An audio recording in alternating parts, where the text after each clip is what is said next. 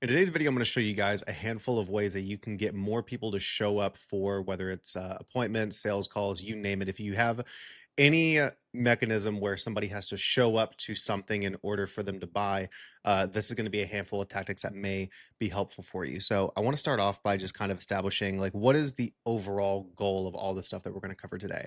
So if you have sales calls, whether in person or through Zoom or over the phone, whether you're doing webinars, in person seminars, whether you're doing multi day challenges, the goal is that you want for more people, you want the higher percentage of people who book those appointments to actually show up to them. And so that is the core goal of what we're looking at today. And the reason I bring this up is because some of the mess we're going to talk about today may reduce the overall amount of appointments you get in total, but will increase the percentage of appointments that get booked and actually have people show up to them. So something I want to preface a little bit before we kind of jump into the meat and potatoes. So the very first thing that I do with every single time that I have some sort of conversion mechanism like this is I only do same day and next day booking. And so to give you some context, the very first time that we tried to do a book a call funnel, we just had we had a opt-in page that led to a calendar invite and people could book, 1 week, 2 week, 3 weeks out.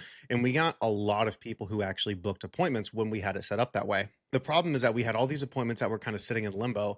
And then when it would come around, they wouldn't be responsive to emails, it wouldn't be responsive to text. We would call them and they wouldn't answer. And so all of these appointments I got booked, weeks out in advance, they would just never show. And we found later on that the similar thing happened with webinars whenever people would, sign up for any sort of event, whether physical or in person, far enough out, they actually just wouldn't show up to the thing.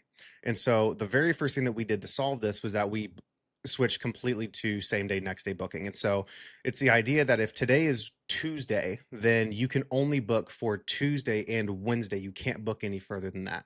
And so I like same day, next day a lot because it removes like time as a component of whether or not they show up, because if you start getting 3 days, 4 days, and like as you get further out from same day, next day, your show rates start to just drop drastically as you go down. It's like exponentially going down. So this is literally one of the easiest changes you can make. Just go into the calendar widget that you have on your booking page and just set it to, I think it's like a 2 day interval.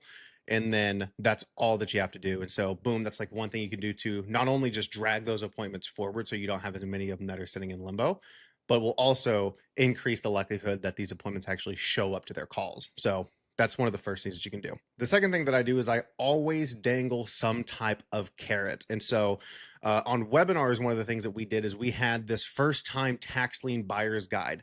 And so it was this basic breakdown. It was like an 11-page PDF of all of the basic stuff that somebody needed to do to go and buy their first tax lien property. This is when we were doing real estate stuff. And so we would kind of dangle this carrot in front of them and say, hey, I'm giving this away on the webinar and you have to be there live in order to get this thing. And so you can do things like that in a webinar environment. One of the other things that we did when we first started kind of doing consulting for businesses is we said, hey, really excited to, jump on the phone with you to kind of go over stuff with your business. I put together this breakdown of your funnel, and I put together a whole breakdown, a list of stuff that you can do. And so even if we don't move forward together today, there's a big list of tactics that you can just steal and use completely for free. And so having something that was custom built for them that they had to show up to the sales call in order to get increased the likelihood that they showed up. And because we put like the, hey, like, no pressure, like worst case scenario, you just have a bunch of tactics you can take for free, takes the pressure off of them, meaning that like they'll just be more likely to show up to the call regardless of whether or not they think that they're going to go and buy something. The third thing that I do is I'm very strategic around how I do email and SMS reminders. And I recommend that you collect both. I see lots of people who only collect email addresses and then they don't have a phone number to reach out to these guys. And then on the flip side, I see people who collect both email and phone and then they send a ton of messages to both of them. I don't think either of those are the plan. And this is what I do. So starting out, what I do is I only correspond with them via email at first, right? And so because I only let them book out, 2 days ahead or the day before on meetings, maybe at max 3 days ahead on a webinar, the first thing that we do is that they get an email once a day leading up to the event. Okay. And so that is whether it's hey, just a reminder, or if you have like curiosity based stuff, where you're like kind of trying to like form curiosity to get more people to show up, you do that stuff via email.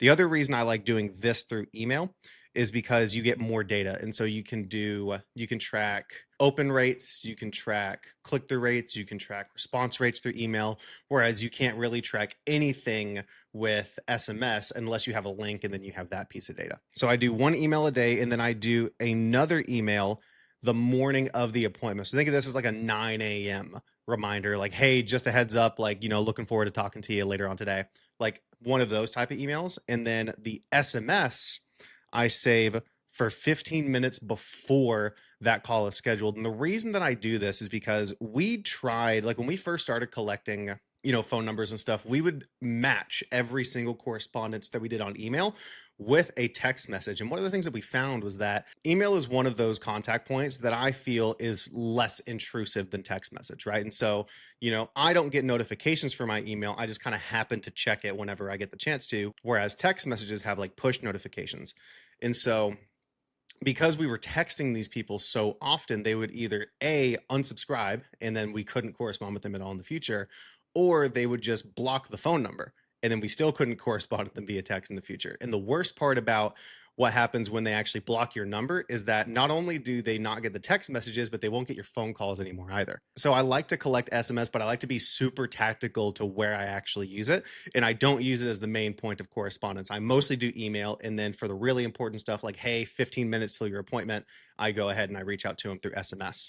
Now, the last thing that we have here is that you can charge for paid slots. And I want to like put a big stop sign on this because this is an option that I wouldn't recommend most people do. And the handful of people who are going to do it, I would use it as a last resort. Now, there's two ways that you can actually use paid slots. So you can either actually charge for the appointment where it's like, hey, we can get you booked on the appointment. It's $100 booking fee. What I've seen work better than that is just having them put a card down on file and charging a no-show fee. So you can stage this as like, hey, we get a lot of people who, book appointments like this. There's a ton of work that we do leading up to those appointments to make sure that we can help you in the best way possible. And so just for the sake of, protecting that effort and being able to provide you that value, we have to get a card on file in order to lock into the appointment because there's, $100 no-show fee if you don't show up to the call. And sometimes you will get people, even with that are a little skeptical to go and put their card on file. And so what you can say is you can be like, well, let me ask you this, right? Are you really worried about, just putting the card down, or is there a reason you don't think you would show up to the call? And then from there, you can get to the actual reason why they don't want to put the card down. But at the end of the day, like, and this is why I kind of preface this with that statement earlier in the beginning, because this will increase your shows. It will also decrease the amount of appointments you actually book. And so some of this stuff you want to implement first before you go and implement something like this, because this, if you don't already have a lot of appointments coming through, this is probably going to completely crash your appointments. And so I would recommend, if you're going to use this, wait until absolutely last, like try and do everything else here first. And if those still don't get you to the metric you want, then go ahead and do the paid slots. If you are watching this on YouTube, I have a free Skool community I would love to invite you out to. It's skool.com/funnelmath, where we talk about all of this type of stuff of making your sales funnel profitable on the very first go. And plus, we're giving away a bunch of copies of Hormozi's new book over there. So I would think it would be really cool for you to go and check it out. If you're watching this in a Skool group, I encourage you to go and follow me over on Skool. I post a ton of different pieces of content all over the platform. So if you want to continue to find valuable nuggets of content like this from me, make sure you go drop a follow over there.